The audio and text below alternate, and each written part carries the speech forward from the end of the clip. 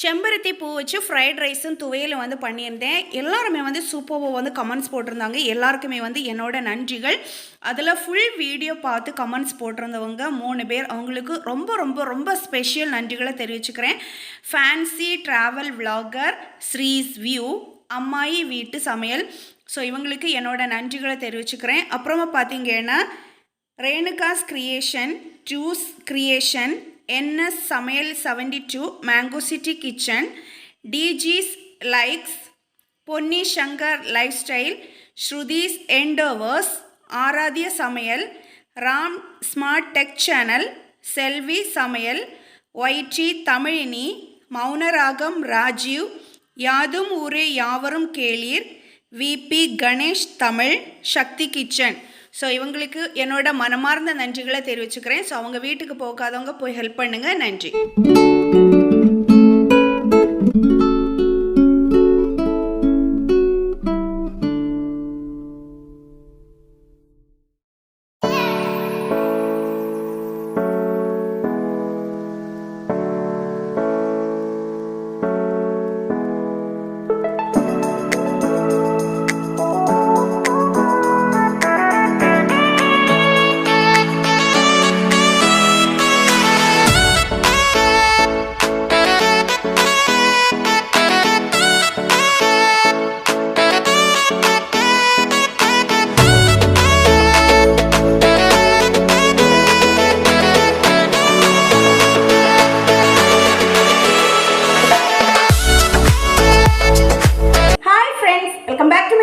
Abactive green. This is Abisha. இன்னைக்கு பாத்தீங்கன்னா ரொம்ப ஸ்பெஷலான ரொம்ப ஹெல்தியான டேஸ்டியான ஒரு சட்னி தான் வந்து பண்ண போறோம். வாழைக்கூம்பு சட்னி. ஸோ அந்த வாழைக்கூம்பு சட்னி பார்க்குறதுக்கு முன்னாடி என்னோட சேனலை ஃபஸ்ட் டைம் பார்க்குறதா இருந்தால் சப்ஸ்கிரைப் பண்ணிக்கோங்க. பக்கத்தில் இருக்கிற பெல் ஐக்கானே கிளிக் பண்ண மறந்துடாதீங்க.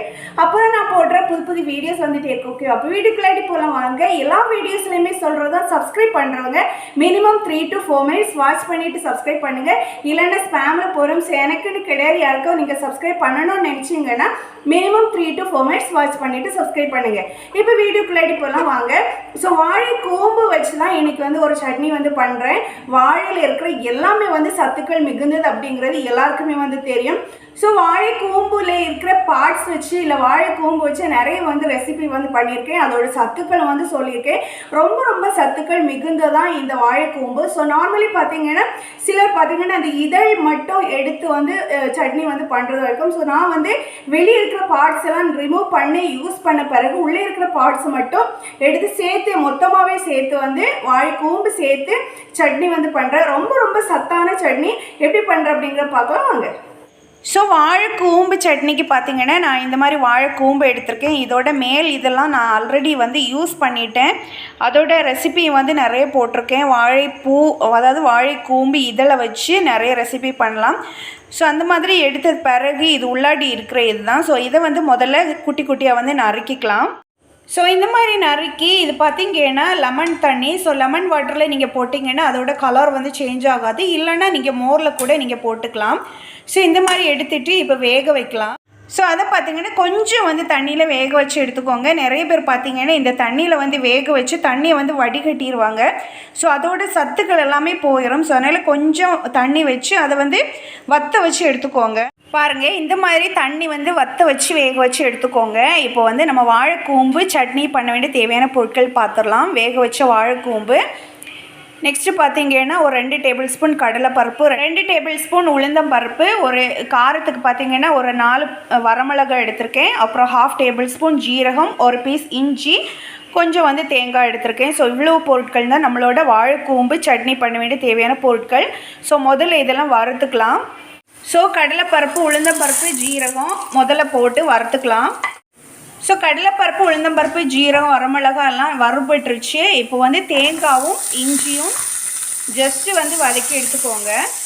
ஜஸ்ட்டு வந்து அந்த எண்ணெயிலே போட்ட பிறகு ஆஃப் பண்ணிக்கோங்க. இப்போ வந்து ஆற விட்டுறலாம். ஸோ ஆற விட்டு சேர்த்து அரைச்சிக்கலாம். ஸோ கூடவே கொஞ்சம் புளியும் உப்பும் சேர்த்து நல்லா இந்த மாதிரி அரைச்சி எடுத்துக்கோங்க. இப்போ தாளிச்சிக்கலாம். எண்ணெய் காய்ச்சிடுச்சு, கடுகு போட்டுடலாம். கடுகு வெடித்ததுக்கப்புறமா வரமிளகாவும் கருவேப்பிலையும் போட்டுடலாம்.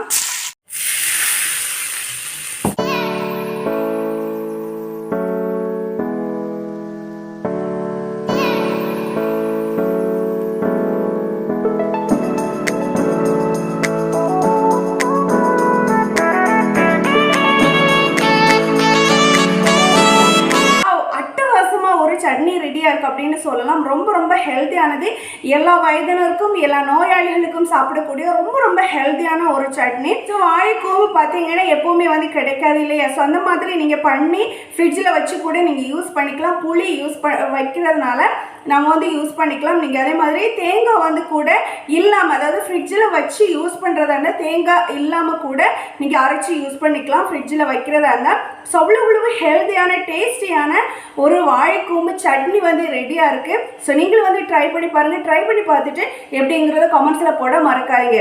ஸோ இப்போ ட்ரை பண்ணி பார்ப்போமா? அட்டகாசமாக இருக்குது பார்க்குறதுக்கே.